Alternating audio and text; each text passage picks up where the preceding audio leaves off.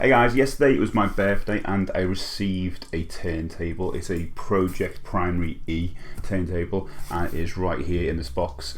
So I haven't opened it. I thought it would be quite nice to have a video where I unbox something. Hey, it's an unboxing video just for you guys. It's apparently a good turntable for people who are just getting into vinyl or getting back into vinyl, because it costs about £150, so it's kind of affordable for a decent turntable. Anyway, let's go and unbox this thing. Okay, so classic sped up unboxing action here, as you can see. First up, we have the instructions, which are obviously useful for reading up, but I found out that the anti-skate weight and the tracking force have already been set up beforehand anyway, so there's going to be minimal messing about, which is always great. Next up, out of the box, we have a simple black slip mat, which, as the name implies, should prevent records from slipping when spinning. Getting the cardboard out of the way so we can next see the cover, which will keep the base unit dust free, always good. And now more cardboard out, and we can finally get the turntable, which I'll pop out onto the desk now and start setting things up. I think it looks pretty sleek in its design with that smooth black finish, although I am going to be putting the dust cover on, which will get eventually covered up in stickers.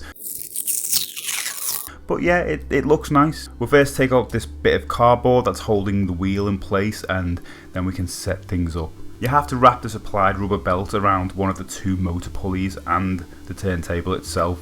Whatever pulley you attach it to will determine the speed, so the top one is 33.2 RPM and the bottom one is 45 RPM.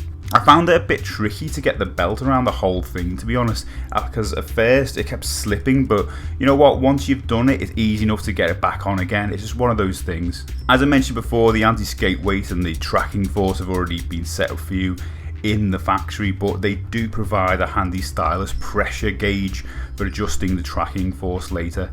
For some reason, the cartridge in my turntable is unbranded, but it should be an Autofund cartridge, but it's got no markings on it. I'm not sure what's going on there. That's something I'm going to have to look into and make sure it's legit. Okay, the outputs are a couple of RCAs and an AF cable as expected, which you'll plug straight into your preamp or whatever.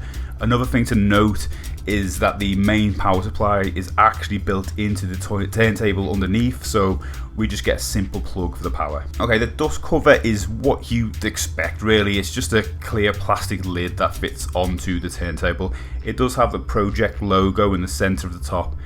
Though it's pretty simple to attach it to the back via these pins sticking out, I did have to mess with it a bit just to get it to sit right. It looks pretty cool closed, although as I did say before, I'm definitely going to ruin it all with stickers. The power switch is located at the left hand side of the unit. It's a little bit out of the way if I'm being honest, but I get that they had to do this to make it all look quite sleek. This is my preamp I'm using to connect the RCAs and AF cable. I actually didn't realise before doing this video that my preamp is Pro-Ject branded, so that's quite nice.